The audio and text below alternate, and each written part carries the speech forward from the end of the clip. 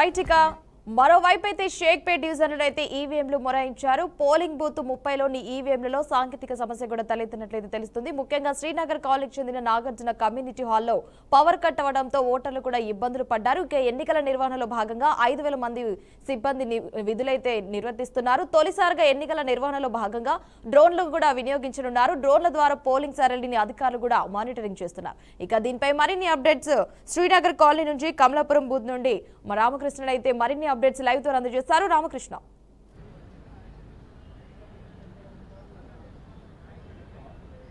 మనం ఇప్పుడు శ్రీనగర్ కాలనీ కమలాపూరి దగ్గర ఉన్నాం. బూత్ నెంబర్ 297, 298 ఇక్కడ 2 బూతులు ఏర్పాటు చేశారు. ఒక్కొక్క బూత్లో చూసుకుంటే 4 ఈవీఎంలు ఉంటాయి. 2 బూతులు ఉన్నాయి కాబట్టి మొత్తం కూడా 8 ఈవీఎంలు ఉంటాయి. ఈ 8 ఈవీఎంలకు సంబంధించి కూడా అధికారులు కొంతసేపు మొరాయించినా కానీ తర్వాత యథావిధిగా కొనసాగుతుంది. కొంత ఓటింగ్ అనేది మాత్రం ఎక్కువగా పెరిగే అవకాశాలు ఉన్నాయి. ఎలక్షన్ కమిషనర్ ఏవైతే ఏర్పాట్లు చేశారో అవన్నీ కూడా టెక్నాలజీకి సంబంధించి కొంత క్రిటికల్గా ఉన్న ఏరియాలో కూడా డ్రోన్ సహాయంతో ఎలక్షన్ కమిషనర్లు పర్యవేక్షిస్తున్నారని కూడా చెప్పుకోవచ్చు.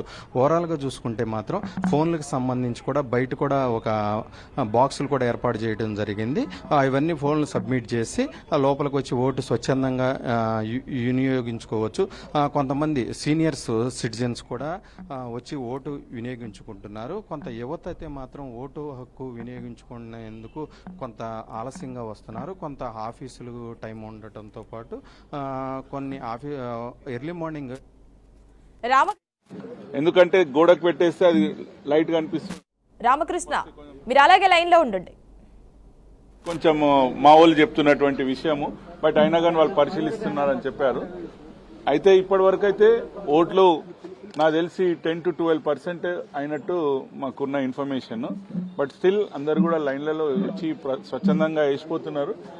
ఓటర్లు కొంచెం పల్సగానే కనిపించారు ఇప్పటిదాకా షేక్పేట అక్కడిక్కడ. బట్ స్టిల్ అందరు కూడా పాజిటివ్ గా కనిపిస్తున్నారు. అందరికీ ధన్యవాదాలు, థ్యాంక్ యూ అండి.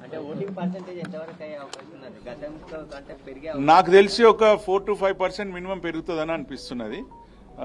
బట్ స్టిల్ ప్రజలందరికీ మళ్ళీ వేడుకుంటున్నాను, మీరు బయటికి రండి, బయటకు వచ్చి ఓటేయండి. లేకపోతే మనం ఇంట్లో కూర్చొని ఎంత మాట్లాడినా కానీ వేస్ట్ అండి. బయటకు వచ్చి ఓటేయండి మీ అందరినీ కోరుకుంటున్నాను. Thank you. నెంబర్ కనిపించకుండా ట్రిక్కీగా పెట్టిండు అనేది మా వాళ్ళ అభియోగం. In the sense they complaint that కొంచెం గోడకు పెట్టాలని పెట్టి కొంచెం కనిపించకుండా 1 అనేది అట్లా చేసిరు అనేది కొన్ని కంప్లైంట్స్ ఉన్నాయి. బట్ అయినా కానీ నేను పై వాళ్ళకి చెప్పడం, ఆఫీసర్ చెప్పడం జరిగింది. They said they will check it and get back. రాత్రి కాంగ్రెస్ పార్టీ వాళ్ళు మా యొక్క యువమోర్చా నాయకుడిని అసలు కాన్స్టిట్యున్సీ కార్నర్ మీద వాళ్ళు నార్మల్ గా రేపు ఇవ్వవలసిన కిట్స్ అవి పంచుకుంటున్నారు. అంతే, కిట్స్ ఉంటాయి కదా రేపు పొద్దున ఏమి పేపర్స్ అక్కడికి వచ్చారో రేపటి నుంచి మీరు తిరుగుతే మీరు అని చెప్పేసి కొట్టడం జరిగింది. ఇది ఎంతవరకు కరెక్ట్? ప్రజలు ఆలోచిస్తారు. ఆల్రెడీ వాళ్ళు స్టార్ట్ చేసిర్రు, ఇంకా గెలిస్తే ఇంకేం చేస్తారు అనేది ఆలోచిస్తారు. కాబట్టి వాళ్ళకి మళ్ళీ చెప్తున్నా, ఇది మంచి పద్ధతి కాదు.